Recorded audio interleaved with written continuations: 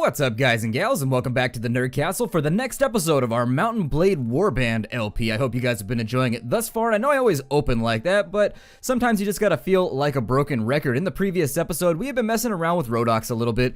We had to run them out of our territory and make sure that we started off our campaign on a good foot. And so at this point, I think most of their armies have been more or less routed. I think the king is still up and running with like 300 men, but beyond that, he almost has no support. So I don't think we're gonna have to worry too much about them coming back for recompense or revenge. And we may have a little bit of time on our hands to spin around the map. Now, I have been thinking about joining a different faction. I'll be honest with you, I've been sort of bored with the Sarranids, and this is my big fundamental problem that I always run into when I play Mountain Blade Warband. I can't dedicate to anything. I get bored with one side, then I go join another, then I get bored with that side and I join another. I don't know if you guys run into that problem too. Basically, I turn into a giant freelancer like the entire time, and as anyone who works in freelance work will tell you, it kind of sucks sometimes just being in between jobs at any given moment. In this episode, I think what I would like to do is let's have a look at our party and figure out what I need to do, because it's been 4 or 5 days since I've recorded this now. And Beheshter's ready to go with some level ups, so he's got spotting, looting, and pathfinding. So let's talk to him and get his level up done. And I think we've been working full bore on intellect with him. We had wanted him to be just absolutely, we're calling him the professor now. That's what everybody around camp is calling him, because while he can't win an arm wrestling match, he will more than definitely talk to you about Israeli politics and pretty much make you feel stupid at any given moment. Let's go with intellect up to 23, and I think if we can get that up to 24 in the next turn, he'll be able to have 8 pathfinding. We will be flying around the map, and while that's important, or why that's important anyways, is because I like to field infantry armies. I don't use a ton of horsemen, and so I always feel like having loads and loads of pathfinding is a good way to offset the fact that the enemy always has a speed advantage over me. Now that he's gone up to intellect 23, these are all leveled up to where I want them to be. Where else can we put his points? I think it's a good idea now to maybe start ironing out some of his warrior moves. Or some of his warrior skills. I guess these aren't individual moves, like he's not like riding and then firing like a horse at somebody. Let's give him athletics and shield, I think. Give him a little bit better coverage, make him move a little bit faster on the battlefield. And once he's got those, his archery's at 172, so that's not too bad. Let's continue giving him points in one-handed then, so that he's at least efficient or competent at that. With our next character, we've got Lazalet ready to go. We had raised him up pretty much as a badass warrior, so let's continue giving him the skills required in order to get the job done. The skills to pay the bills by getting the kills. And I suppose for him, he's at Weapon Master 4, Shield 3, Athletics 1. His athletics are pretty piss poor, but that doesn't really matter because he's got riding up there. So as long as riding is good, we've got him equipped with a horse at the moment. We need to give him a better horse, one of the armored ones, so he isn't always falling off of it. But let's go with intellect, maybe. No, I don't think that's a good idea. Let's just keep giving him strength. And maybe at some point we'll get him up to the level where he's got so much HP that he's just going to be a juggernaut of doom. So there we go, we'll go Iron Flesh 4. If we can get him up to 60 HP, he'd be in a really, really good spot if we could give him plate mail and like a 60 armor helmet and just all the nice things that a badass warrior needs. With his skills, we're going to continue putting points into his one-handed. He's not our two-handed guy. I forget who is our two-handed guy. I think it's somebody here that's been wielding the two-hander as we've been going into battle. Is it him? Let's have a look there. Oh yeah, he's been wielding the bastard, sir. The shield on his back threw me off. He should be swapping in between each, like the one-handed and the two-handed. He should be swapping in between those freely, so we're not going to worry about it right now. I want to give him the heavy crossbow very, very badly, but unfortunately I haven't found any bullets. I could probably pick those up in Rhodoks anywhere, but once we're done being at war with them, at the moment they don't want to give us their bullets because they're more than likely to be turned against them. With Artimener, let's have a look at his skills. He is our surgery and what looks like our... Well, it looks like he's only been doing surgery. Let's go back and see who's actually applying the skill, though. Okay, so it's Artimener. Let's continue giving him intellect, then. Continue on up the chain with his book learning. And actually, that's a good idea because he just hit a multiple of 3, which means it's time to increase everything up to the next tier. So his surgery is now at 6, which gives us a full-on 24% chance that somebody will survive when incapacitated in combat. I would also like to give him another level of tactics, because if we can shift the battle in our favor and start with more guys than the enemy, that can be really, really important if you're running into those high-tier battles. Let's give him a bit more one-handed. We should probably start giving him a secondary weapon that he's good with, like a bow or something like that. Maybe start easing up on the power draw or easing in with the power draw. Treat it like a sauna and just get on in there, or like a warm pool. We'll give him a couple more Huskarls. Mad Dog McGriddle, that is. Give her a few more anyways. I'm getting confused between my characters. I'm playing so many campaigns right now. I've got a campaign running for Florus. I've got a campaign running for a Clash of Kings. I've got a campaign running just in Brittenwalda. It's been nasty. I've had like this weird binge play session over the last month with Mountain Blade Warband, and I haven't done anything like it recently. Burcha, you've got tracking numero 4, so let's get on in there and continue on up. So he's got spotting, pathfinding. We'll continue to give him some of these little skills out there. He could use riding, though. Let's continue working forward with his strength and agility. We'll get him up to being an apt warrior, and once we're there, we're going to treat him like an iPhone and just get him apt up. And then once he's apt, we'll go into intellect to give him some of the secondary skills that'll make us happier. He's only at level 11 anyways, so compared to everybody else, his power level is low. I've been watching DBZ too on the side. I've been having another binge session there too. It's one of those things that I got like the first 2 box sets, and I've been sitting around for like 9 hours at a time just with it in the background playing. And I forgot how much I like DBZ. It's one of those weird addictions from my childhood that I really do miss. One-handed weapons, we'll get those in, and it looks like everybody has leveled up at this point. Let's get on out there, and we're going to wreak some mayhem. Now, I don't know what there is to do over in Rhodox. We've pretty much sacked everybody that needs to be sacked at the moment. Maybe we'll find somebody to ride along with us and take one of these little castles down here. They did take Jamesh. Is the king hanging out down here before? You remember in the last episode, we had asked the king to attack this location with us, and he had just been sieging it endlessly, which was a really weird situation considering the siege never seems to be working. Like, he doesn't seem to be closing the deal here. I wish that he would, because I would wholeheartedly jump in with him and try and take it out. I would love to take Cherise, but I don't see it happening.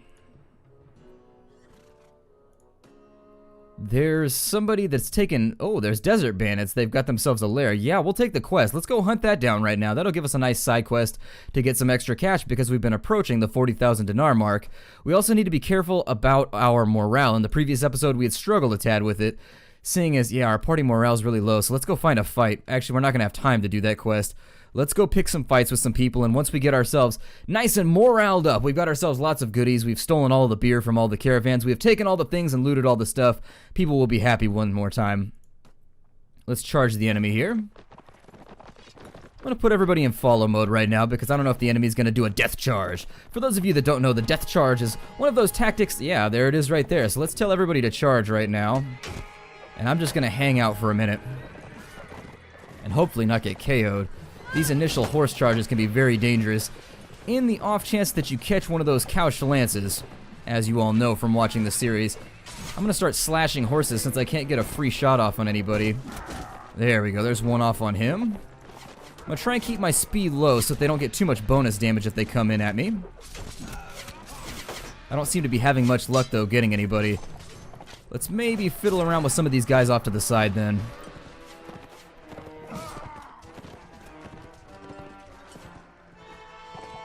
Yeah, it should be over pretty quickly. This is one of those mundane battles. It's just like, you know, it's not going to be important for anything other than getting morale up. In fact, if our morale was fine, I wouldn't even have taken this fight. It's one of those things that I really sometimes wish, for example, that the auto-resolve worked a little bit better. Like, beyond a certain threshold, you'll notice that in some strategy games, they put in a threshold where if you outnumber the enemy to a certain extent with elite troops and they just don't care anymore, and they're like, yeah, you just auto-win, whatever. I do wish that this game had some kind of system in place that would allow me to do that so that I could get my morale and just move forward without being caught up in little battles that don't matter. Oh, we took some silk, a little bit of cheese. Not too bad, actually. We got an okay haul right there. I mean, the silk will sell for a reasonable amount just about anywhere that we go. And how did that do for our morale? That probably didn't do much, because as I understand, morale goes up more and more depending on the bigger the battle. I did see a Rhodoc Lord running around up here, so maybe we'll fight with him for a second. Let's run a couple of them down, and if we can get into a bigger battle right here, I think it would be better for our burrow. I don't know. I've got nothing to say about this. We'll run down this 36. It's probably good to get ahead of these anyways, because the fact of the matter is that they're going to be raiding parties. These guys are so small that anything that they can they don't effectively do anything other than raid, I guess is what I'm trying to say right there. They don't have any function. They're pretty much pointless. With 26 guys, they can fight little tiny armies, and at this point the Saranids were strong enough on the battle map where a lot of our armies are at the 50 to 60 range, which means they're probably going to occupy themselves just getting into trouble with our villages. I'm going to try to occupy some of these Saranid horsemen over here, maybe have them break ranks so that they don't get a full charge on. I didn't make anybody line up or anything like that. It looks like we're doing fairly well right now anyways, so I don't see any deaths forthcoming among our men. I've been stopped by a bush. Seems to be a typical problem out on the medieval frontier.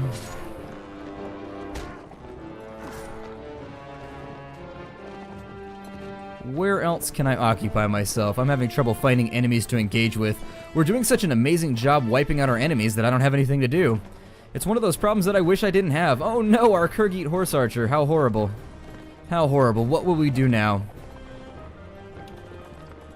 Looks like we've got a couple more out here, so maybe we'll try and run them down. Although they're becoming rapidly outnumbered. This battle has been in our favor since we started, but, you know, the enemy doesn't know to flee the field at this point.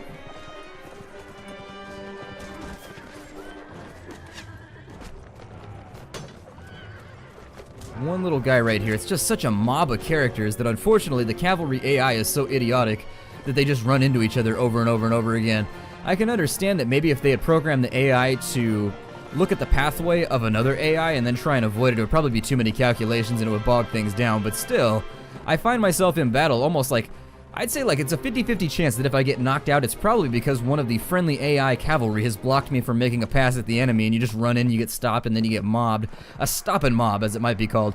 We have those where I grew up, or, you know, that's a colloquialism for a place that frequently gets robbed. It's called a stop and rob. I don't know if they call them there, or they call those that in other locations, but that's where they call them where I come from. Although they don't typically get robbed, they just kind of seem shady most of the time. It looks like that was a battle with multiple lords, and I didn't know that was the case. I thought we'd only run into one guy. We'll take all of their goodies so that we can sell them away at the nearest vendor. And that leaves us with, oh, we don't even get any upgrades. Our forces become so elite that they can finish a battle without getting any upgrades. I don't know if that's a point of pride or if that's a point of problem, but in any case, I'm going to treat it like a point of pride. If I get the ambiguous title of being able to decide what it means, I guess that's what I'll do. Over here, it looks like Saren is being looted. I want to be careful about, you guys had mentioned in the last episode that if we had a castle, the attached land is how we gain our rents from that castle, and unfortunately I hadn't been babysitting any of the attached villages over the course of the last few episodes, which explains why Uhun and a couple other locations hadn't been paying out very well.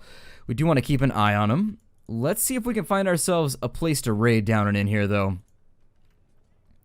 Ooh, there's Bulba. Never mind, let's go get him. We need the morale anyways. We're up to 47. It seems like we just can't get around the fact that our morale is just habitually low here. I don't want to fight with another lord on my side. It's completely and totally pointless. If they want to run that battle right there with like their 150 men or whatever, it's sort of obnoxious. Like, I find myself getting irritated with the AI a lot in this game because they're such ridiculous moochers all the time. Like, they jump in on your battles and it's just like, I don't need you here, man. There's 100 of me and 30 of him. Like, why do we need to do like a 271 battle against one guy? Just doesn't need to happen. And now that's going to be close enough that the king's going to jump in. Please get the hell out of the way. There we are. Okay, so we can jump on this one on our own. And this is actually a battle that's going to be of reasonable size. I mean, obviously we have the enemy outnumbered here, but it's still going to be big enough that we can hope to get some morale. Let me put everybody on follow for the moment. And I'm going to have my archers. Let's find a nice hill here. That one over there seems hospitable. It's got itself a nice supply of beer. It's wearing a nice outfit. Maybe we'll take this hill. It's a comfortable color. And I think I'll put them right here at the crest, as we always do. With our infantry, I'll probably try and circle them off to this side, because I think that's where they're going to be coming from. We're already taking fire, unfortunately. Now, with our infantry, they don't have any cavalry, I don't think. I wasn't paying attention, but I think this is a full Rhodox force. And so for the infantry, we're going to spread them out a tad so they're not catching bolts left and right. And then we're going to circle around with our cavalry over here. And since they're deciding to move in a formation, we're just going to hector them a little bit, see if we can't get any damage done along the right side and the left side flanks. I'm getting ready to start school. I don't know if you guys can tell. I'm a little bit tired lately. I've been dragging ass. It's definitely been one of those weeks. I start up to school tomorrow, and I'm not looking forward to it. It's my last semester, and I've got like one of those random situations where you've got a bunch of classes that you just don't care about. Let's get our cavalry in there now. And the unfortunate circumstance there is I've got a bunch of classes that are like knitting or, you know, axe cozy making. Any of those situations where it's a class that you generally do not care about, so you feel like you basically just have to occupy a seat for 6 months, and it's just like, pfft, Don't feel like it. Let me get a slash off, and I'm about to take an arrow from this guy right here. Somehow he still hit me with my shield up and 100 coverage and like 5 shield skill. Don't know how that calculation went through, but I guess it still counted. Now that my cavalry are in, let's go ahead and send in the infantry to clean up some of the other victims. I'm not going to qualify them as normal warriors because at this point, they're just victims. They are grist for my murder mill. Little green baddies that I'm just going to swing at haphazardly and not really care about my own safety. But as I was saying, I am not amused with the prospect of being forced to sit in a chair for the next 6 months in a class that I don't care about. Like, you'll see what I mean. If you're in one of those situations where you're taking classes that have nothing to do with your major, like you're done with your major, or they're prerequisite classes, it's a downer. Basically, you try to avoid going as much as possible because they're the kind of classes that you get A's in just for showing up. Like art-related classes like that. Art history, I think, would be the quintessential class that I would quote as being one of those. We got 3 morale there. God, that is terrible. Alright, well, let's continue with our captures. This is a pretty low-tier troop. We're not getting anything that's going to sell for any value, but we'll take it for now. I don't suppose they dropped any bolts, did they? Nope, no bolts dropped. We'll pick everything up just to help with paying for our troops, because we're not collecting a whole lot of dinars at the moment. And let's go down to... My hope is that this isn't bugged and that this will actually default out to starving out eventually. The king's not moving. He's just hanging out there, so... Yeah, and it's not giving us... I would siege it myself, but it's not giving me the option. So I guess the thing that we learned right there is always to be first on the spot so that you can trigger the siege before the king gets there. And then we'll deal with that as time passes. Let's go to Cuba, and we'll try and get ourselves a ransom broker. And then we'll head off to the west in the middle of Rodok's territory, and maybe we'll try and do like a zero-sum battle where it's all or nothing, we lose. I'm kind of feeling like resetting the clock right now and having better troops, or I'm sorry, having weaker troops so that we can start over, retrain our forces. We're getting kind of powerful anyway, so I feel like we'll probably be able to storm the gates on something smaller, even if they have sharpshooters in there. I don't know if that's going to be true or not. I may be completely and totally wrong. The resistance is double on that one, but still, I don't know if that's going to be enough to offset the fact double HP versus double resistance. It kind of seems like you're just going the opposite direction for a similar kind of a homology type space right there. So let's sell off all of these goodies. And there's 500 dinars for the future. We do need to grab ourselves some food because I always feel like I'm about to run out. Unfortunately, all they have is bread. We've run into a very, very bad situation right there. We'll sell the silk, battered round shield. So we'll just take a couple more bread since I don't have an option. While we're down here, though, there's the Desert Bandit lair, and I should probably get on that and handle it as a distraction so that we can get a little bit of extra money, and also so the king doesn't get angry at us if we fail the quest. I wouldn't have taken it beforehand had I known. I forgot to check for our ransom broker over there, too. Let's get in here and do it! Desert Bandits, they tend to be one of the easier factions to knock out, so if you're worried about doing this in your earlier game. So if you're in the first stage or tier of the game, what I like to say is that the game is divided up into like an early, a mid, and a late tier.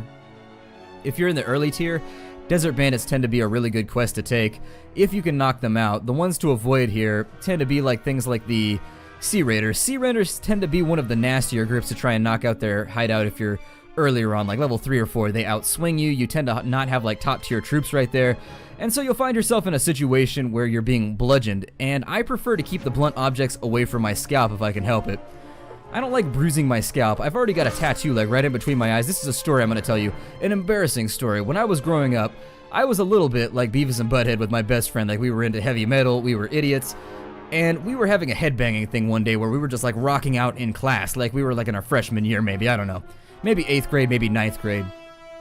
We were rocking out, we were getting our headbang on. We had full heads of hair and we were proud of it. And so anyways, what ended up happening is I wasn't paying attention. I was holding a pencil tip like upwards, and I headbanged the pencil like right into my eye. And so now I've got like this little green tattoo next to my eye to remind me why you should not be stupid and you should pay attention to pointy objects around your cranium. So bear that in mind. If you're one of my younger viewers, don't tattoo yourself by your eyeball. It's a point of embarrassment because then you got to explain to people how you got it for the rest of your life. And while saying that you got it in a knife fight works for a little bit, there's always sources to discredit that badass story. I don't know if like there was a shark with a tattoo gun. I tried that one out. People didn't seem to believe that a shark could tattoo you with just his fins. Oh good, Borcha managed to get himself knocked out like a punk. He's that guy next to the campfire now. Oh, javelin. Quick reflexes right there. Got it done though. I do sometimes wish that friendly fire worked from bolts and things of that nature, because the AI does love to shoot past its own men. Is everyone knocked out right now? Is it just me and this guy over here? It looks like that is the position that I'm stuck in. Well, let's help him out then and see if we can't clear this out, because Beheshter, we really need to keep people on our side. Unfortunately, it appears as though all of my allies have gotten themselves knocked the hell out, to paraphrase Smokey there. Friday is one of my favorite movies, by the way. I absolutely adore Friday. I could watch that movie endlessly. We've got one guy left way back over here on the opposite side of the battlefield who just can't commit. Both he and both his battle commander and his wife have a similar problem. They just have problems getting him to commit wholeheartedly. So, well, I guess his girlfriend. I guess he's sort of committed if he has a wife, but I guess you could be uncommitted to your wife. Then again, that sort of implies other activities of a dubious nature. And down he goes. Are we done here? Are we finished? Okay, fantastic. We managed to beat our way in here. We got ourselves some smoked fish. How'd they got fish way out in the middle of the desert? I don't know. Maybe there was a brook or something. They managed to get themselves one of those tiny little pond fish that you see around. However, I heard a story. Oh my god, like, it made me worried. I used to swim in ponds and stuff all the time, like swimming holes. I used to swim in those all the time, and they'd have like moss floating on the top, and you'd be like, look, I'm Swamp Thing, you know?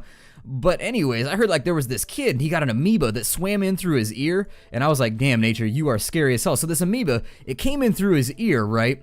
And it lodged in his brain, and then the amoeba like ate his brain, and he died like 2 days later. It was essentially like an amoeba assassination. It was brutal. It was a story that I heard that made me terrified of ponds. And really, I try not to be terrified of like inanimate objects, but you know what? I don't think I need to have my brain consumed any further. I mean, I have enough trouble as is coming up with concurrent thoughts, so kind of resigning myself to the, oh good, Count Harish is attacking Peshmi. Dick. Well, what he doesn't know is that we're close enough to get in the way of this attack, and I'm going to slaughter this guy. He's going to get annihilated. 29 men, we're going to run him to the ends of the earth. Yep, yeah, you might as well turn around and take it right now, pal. You might as well just take it now. Take your licking. Oh, man. Somebody else got there first. Not feeling it right now. He's already down to 14 men. Well, let's head back to Halmar then. We didn't get much done in this episode, and I'm feeling a little disappointed. I did want to assail a castle or something here, there, or yesteryear. Maybe attack somebody that's not even at war with us. Just be an asshole from here on out. Desert bandits, can we run them down? No, we can't make it just yet. I don't know why my guy keeps stopping himself, but he keeps doing it. Unfortunately, and it makes me feel sad. Ransom Broca, there he is. Let's go ahead and sell off some of these individuals that we have in our pocket. There we go. For you guys out there who always want me to shift click, there it is. I've shift clicked an entire group. I have shift clickinated an entire group. Ooh, we've got 2 more Huskarls. We've almost got 20 Huskarls and 22 sharpshooters. That's a pretty crazy fighting force. We're at the point now where I do feel like we can get things done if we need to. Who is that? Just village farmers. Okay, we'll give them a pass. Please, sir, let us walk through. We'll let them. We will allow it. We will say, all right, Serenid little guy, little yellow man, you may walk through our territory, and we will not harass you. And under no circumstance shall we molest you either. Both of those things shall not befall you. There's another caravan. Let's wipe it out for morale's sake. And I think in the next episode, what we'll try and do is we're not making a ton of money right now. I think I should future-proof by riding around and starting up a few more businesses just in locations that we haven't quite tapped yet. Yeah, just leave them running. Whatever. And I managed to stop off at least a bit of that charge. That's good. Let's see who I can... Oh, crowd surfing on the other guy's horse. You know you've been outclassed when they pull a Matrix move like that. Somebody's now down, which I find to be both unfortunate and sad because I like that guy. His name was Chet. His name was Chet, and he was one of my favorite people around the campfire. He used to run a pub in Wales. He had great stories. Speaking of which, my aunt used to run a pub in Wales. I've been trying to figure out the name, so if I have any Welsh fans or Welsh viewers, you guys can tell me if you've been there or not, back when it used to be open. However, I don't know how long ago this was. This might have been like back in the 80s, all things considered. But then again, I need to ask her what the name of her pub was so that I can find out anyways. So, you know, it's one of those things. The person that ran a pub has a very interesting set of stories. In fact, they make Thanksgiving dinner that much more interesting every single time because it seems like there's no instance of dry circumstance happening at a watering hole, so... This is why I don't tend to have Kurgits around. Just running guys across the entire map. Well, don't let him get away, man. That was your job. You were supposed to snipe-inate him. You were supposed to be our guy in the back with the rifle, just kerpowsies. I guess not. We lost a veteran crossbowman. A little disappointing. Oh, 7 men left. Good. We can't just do this in one battle. No, no, no. We have to ride in for the next. On the plus side, we may get a double dose of morale for this. The game seems to apply morale very, very oddly. And in the case where you've got low morale, like our group seems to have eternally because of our force size, it's also because we have so many Rodok sharpshooters and we're at war with Rodoks, it's going to make it pretty much unrecoverable for us. I'm going to do some horse archery here. Well, I missed, but then again so did he, so it doesn't matter. In this pissing contest, we all came short. Who remains? Bring forth the last individual. Oh, I guess he's gone. Serenade Mamaluki's already got him. Did we get more morale? I wish we would get more morale. That would be uber nice. Well then, oh, we got some pork, we got some piggies and some cabbage, so that's gonna help out a little bit. Diversify our food stocks. What does that round shield right there do it for us? Resistance of 12, so I think that one's finally gonna be better. We'll take that one. It's got 310, and it's got more than double. It's got 12, so it's got almost like 140% worth, so we should be a lot better. I'm sorry, 240% worth. I don't even know what I'm talking about right now. Bad maths, go! Anyways, I think we've just about run out of time here. Let's go scout out a new castle to beat up. And once we find one, maybe we'll stop our aggressive advance here. My name is Splattercat. Thank you for joining me in the Nerd Castle for another episode of chasing around the Rodok dogs. In the next episode, we'll try and wipe out a bit more of their territory. And if we get that done, oh, they took Iblis, so they've actually lost a lot.